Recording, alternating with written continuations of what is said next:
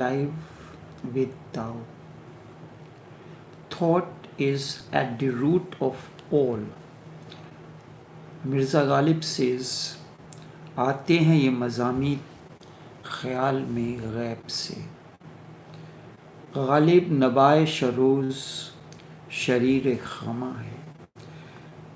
Mirza Ghalib in one of his compositions says, these thoughts, mazami means thought, that comes to me, comes from an unknown realm, आलम गैब. गालिब नवाए शरोज़ शरीर खामा है.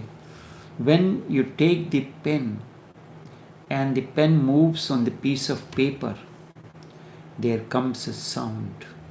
That sound is the sound of that angel that speaks through me. We consider thought as ours. They are like intruders, invaders. They are constantly trying to invade the inner serenity, the innerness of your being. If you can cut the feeling of my, remove my thought at the very root, it will not appear again. You can cut the very root of thoughts coming, the invaders coming constantly to invade, to destroy your inner serenity. If you can cut the feeling of my thought, my wife, my husband, my son, my business, that very root, that feeling that this is mine, it has been given to you for certain reasons. And if you can cut that, the very moment this my feeling will disappear and thoughts, the invaders, will not invade your serenity. I'll give you an example. In Indian movies, there is a character actor. His name is Utpal Dutt. In one of the interview, the news reporter asked him a question. You had been acting for a long time. Did you get any kind of award like how we have Grammy Awards, the Filmfare Awards, State Awards? And have you ever received any award? He said, yes, I have received an award. And so he said, the news reporter asked, I would like to know about that. And he showed him an old shoe that was put in a glass cage at his altar. He said, what kind of award is this? There's supposed to be a trophy, a Grammy award, or Filmfare, or any award. Why this shabby piece of shoe you have put it in a glass case on your altar and you worship it every day? He said, I was 16 years of age. In school, I was performing on the stage. My role was that of a landlord, that in India and in the subcontinent they are known as Jimidar. So they will lend the money to the poor people, and when the money is not returned, they charge exorbitant rate of interest because there was no bank facilities specifically available for the poor man.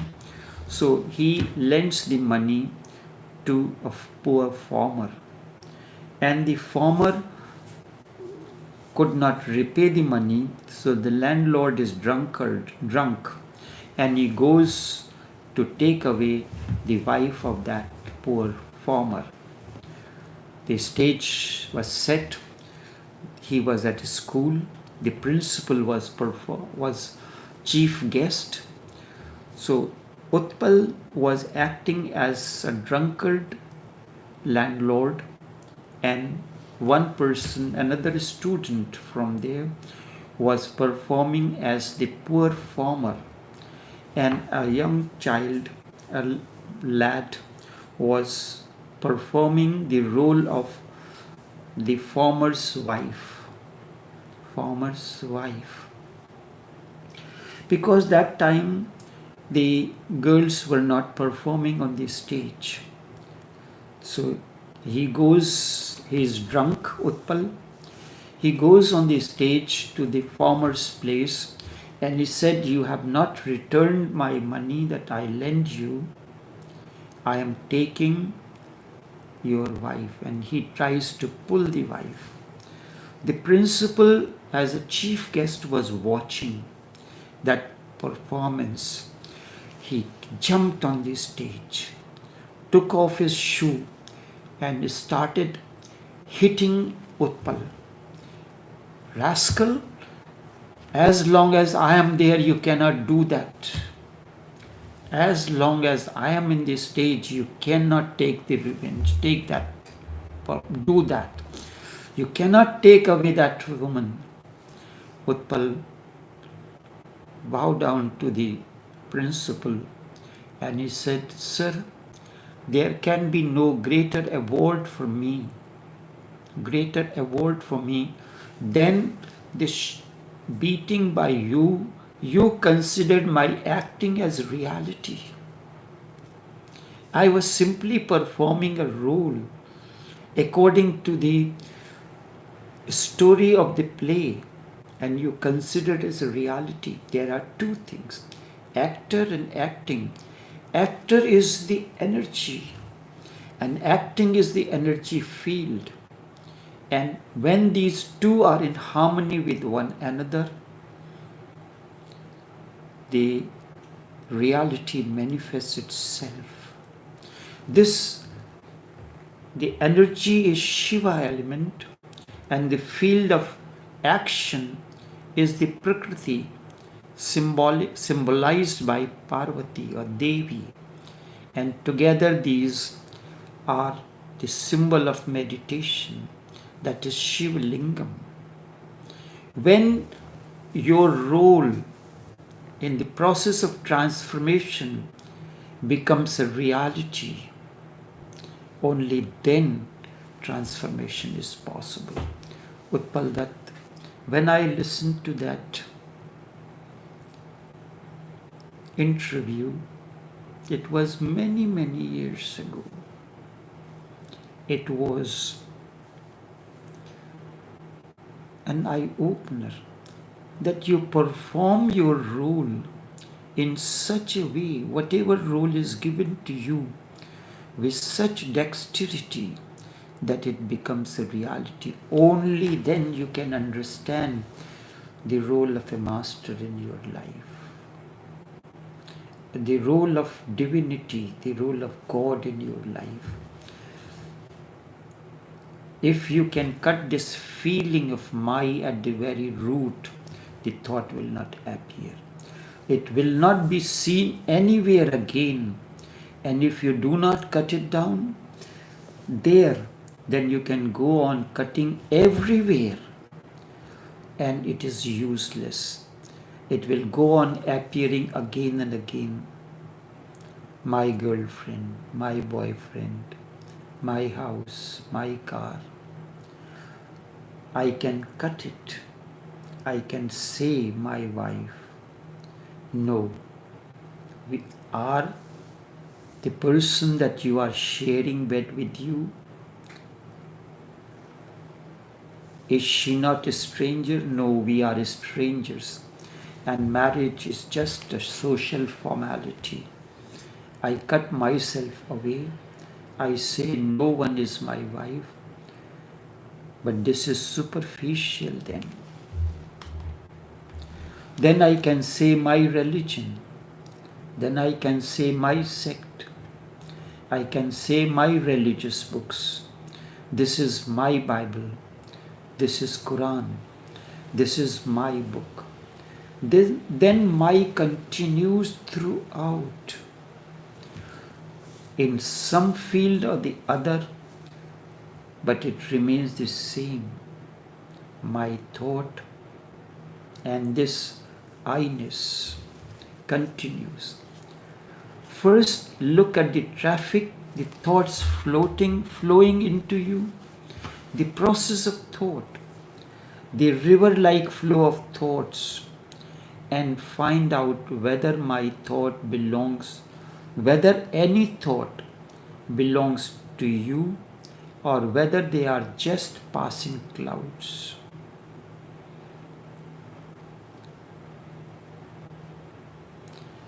The river-like flow of thoughts and find out whether any thought belongs to you or whether they are just the passing clouds that you have captured.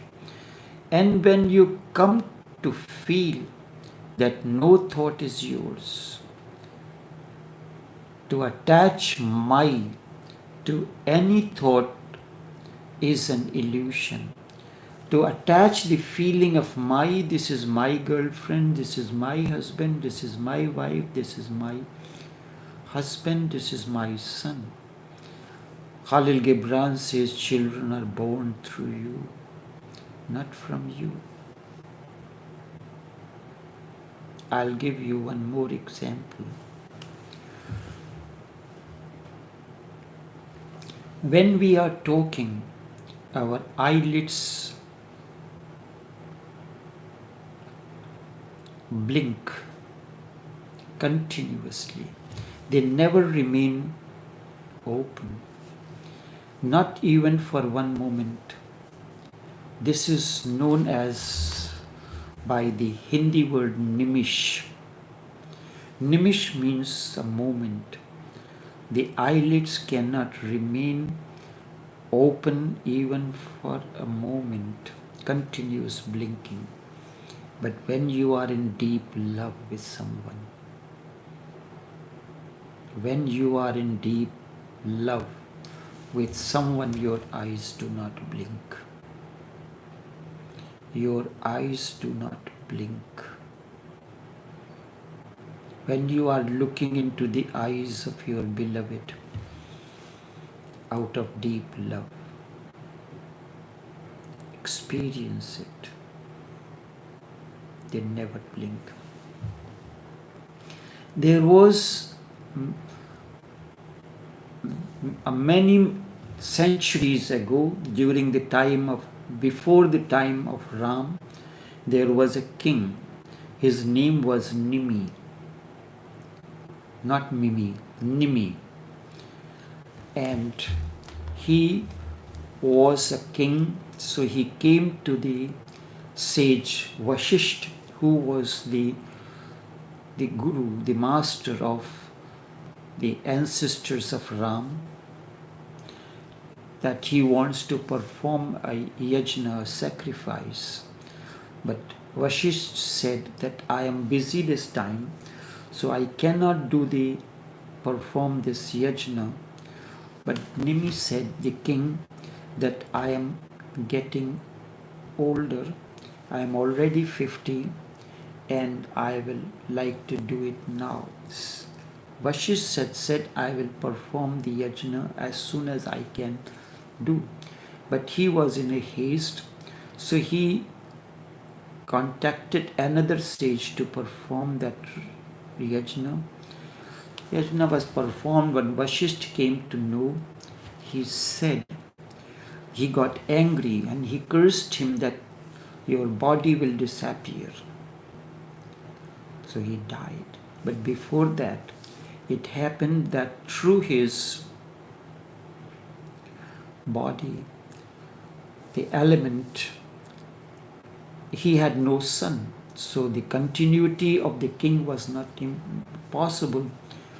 And it is always very important when one who is at the role of the master or the king or the president or the prime minister of a country, when he dies, before the funeral rite is performed, someone else is sworn in that role.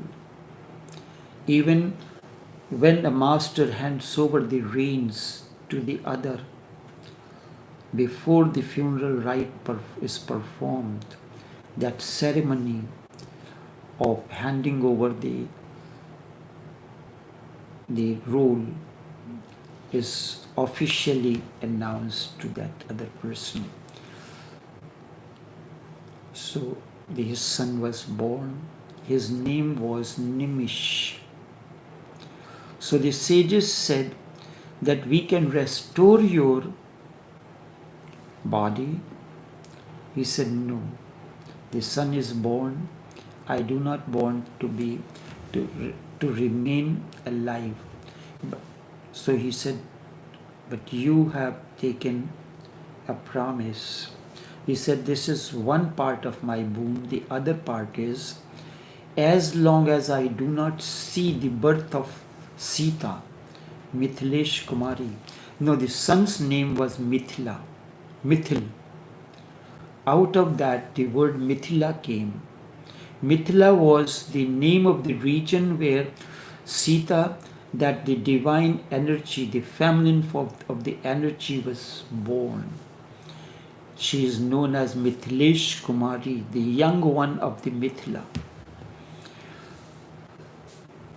So he said, I would like to be on the eyelids of every individual until I see the glimpses of that manifestation of that feminine energy.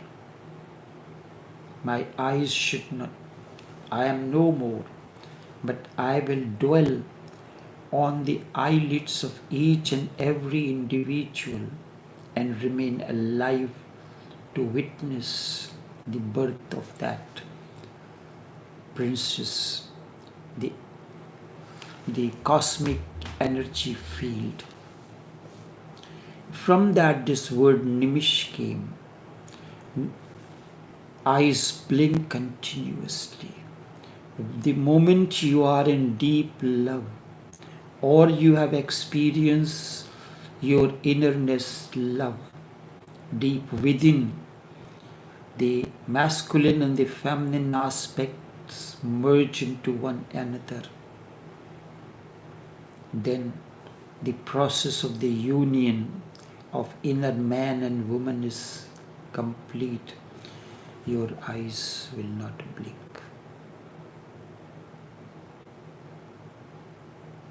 Your eyes will not blink. Look into the eyes of the one that you love the most, and you will find you are not looking at the countenance of the person. You are looking into the depth, into the eyes, and through the eyes you are entering into that person. Your eyes will not blink. Then the feeling of minus disappears. A different approach comes. My thought and this I-ness, this traffic of thoughts, the process of thought, the river-like flow of thoughts will not be there, and you will find out that no thought belongs to you. Whether these are just like passing clouds, and when you have come to feel that no thought is yours, you do not attach.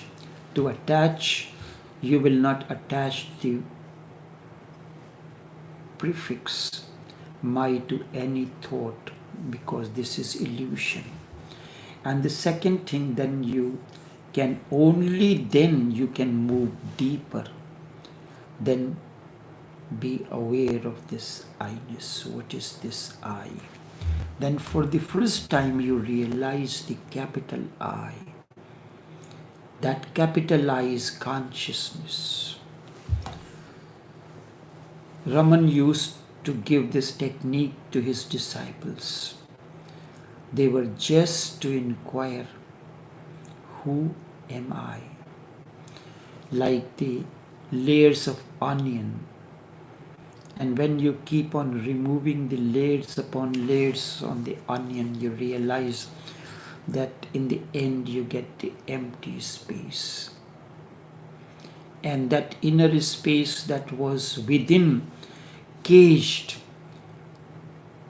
encompassed within the bulb of onion, has merged into the cosmic space.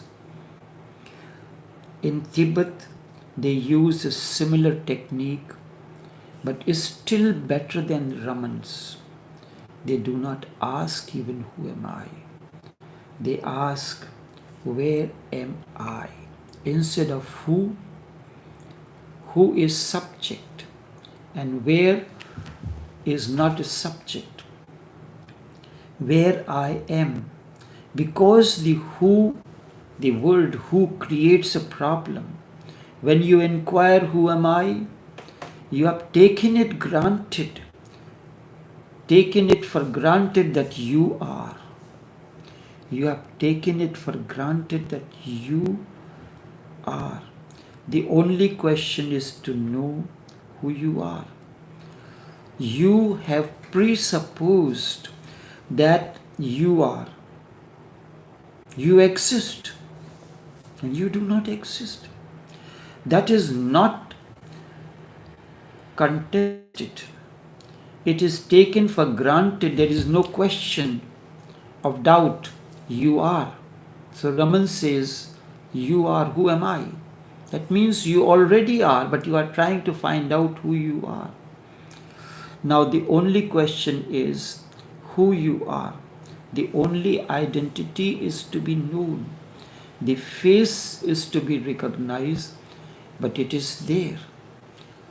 Unrecognized, it is there. Tibetan method is much deeper. They say to be silent and search within where you are. Where you are. Go in the inner space. Move to every point and ask, where am I? Where am I?